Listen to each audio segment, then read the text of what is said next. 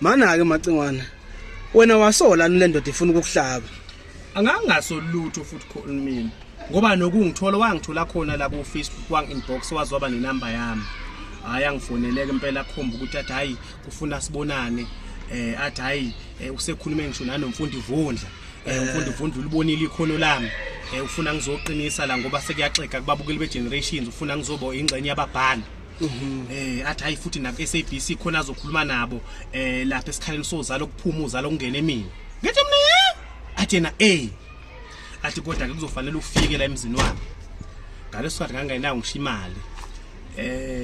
Ngaboleka u200 kunomfana okagabeni ngangihlala naye Oliven. Lo mfana akasekho kodwa naye emhlabeni usaba senkosini ngathi umoya yakho ngalala ngokuthula. Ngiboleka u200 ngoba ilocation weseyisendile ngabiza iUber. Ngiyapi manje ngiye Waterfall emzini walendoda. Ngathi mangifika nje into yokuqala engaqale ngaxwaya ngoba ngayabona mangifika indlela angijabulela ngayo. Wathi awuyise isikopha umlando lesi wayengibamba engihage engiqinisa. Hawu.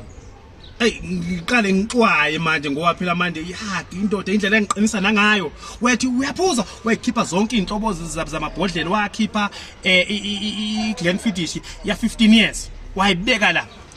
Wathi asijikele ngale khona indawo la eyosakhona inyama ngafica iSpringbok esosa lapha nasiphenduka iSpringbok wathi khuleka kusekhaya. Uyangizwa uthi ngithini? But ke so ikhuluma ngelinye ilanga leyo. That should be another story for another day. Nawe xoxa.